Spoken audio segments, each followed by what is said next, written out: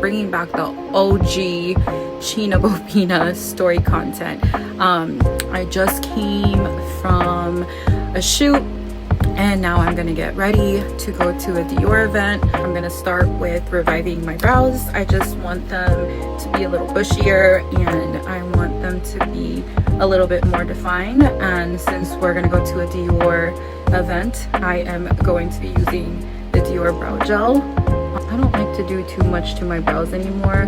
I have to fill them in just because when I was younger, I came from the millennial generation, and I seriously thought I was a chola growing up. So my brows were really thin, but now I'm trying to grow them out. And the next thing I want to revive is the glow that I have on my face. Since we're gonna go and attend the Dior event, I will be using Forever Glow Veil from Dior, and I'm just gonna put it in the back of my hand. You don't need too much, and we're just gonna press her into the skin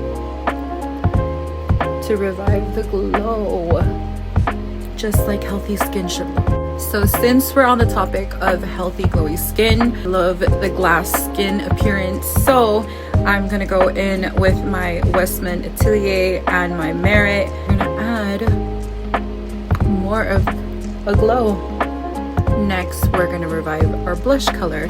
This is the multi-use balm from Makeup Revolution. I really like Makeup Revolution. A lot of people sleep on them because they're considered a drugstore brand, but don't sleep on the drugstore brands.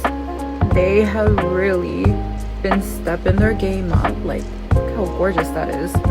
The next time you're in Ulta or the next time you see Makeup Revolution, highly suggest you check that brand out.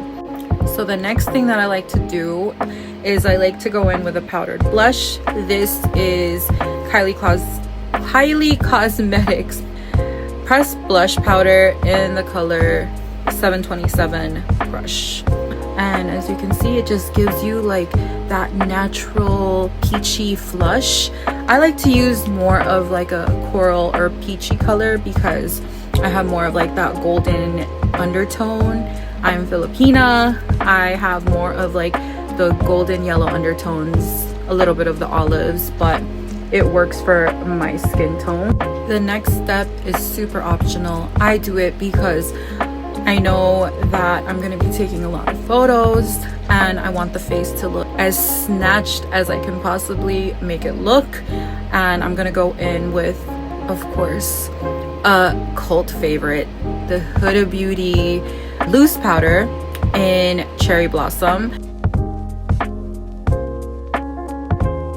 But as you can see from the side that I did, it just does its thing. Like, look at how blurred out it looks compared to this side, and it just snatches the face. So I like to take it on the back of this triangle puff. I like to go underneath here too.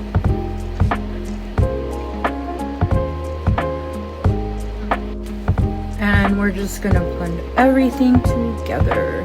I still have some bronzer left on this blush brush. I'm just gonna use the rest of it. One of my final steps is taking setting spray and we're just gonna pat it in with our brush. Again, we don't want it to look cakey, right? So no cakiness. It just blends everything together. It makes the skin look like skin. That's the trick a lot of makeup artists use, including myself. And if there's a trick to pick up, that would be the one. I'll either spray it on my brush.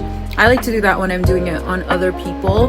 I know, like the aerosol ones, I don't like spraying it directly on the face. I like to do it on an angled or like a fluffy brush.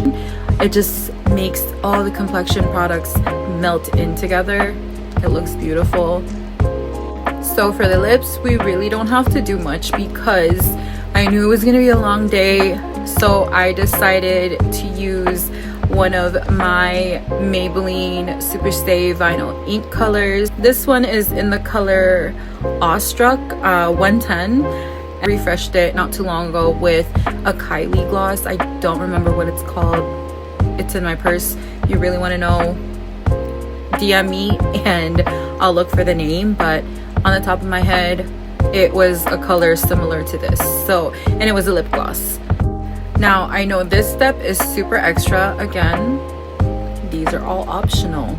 This is how I like to get ready for an event. You guys can see I have my white hairs peeking through, and the older we get, they come through. And I like to go in with some powder and just kind of hide them. What white hairs? What gray hairs? Now we're ready. Just gonna set my face with the One Size or the Krylon setting spray. I like either or. The Krylon one I like to use for events. One Size is my tried and true, but with the Krylon one I feel like it's more of a, I know if I go in to hug somebody, it's not gonna transfer.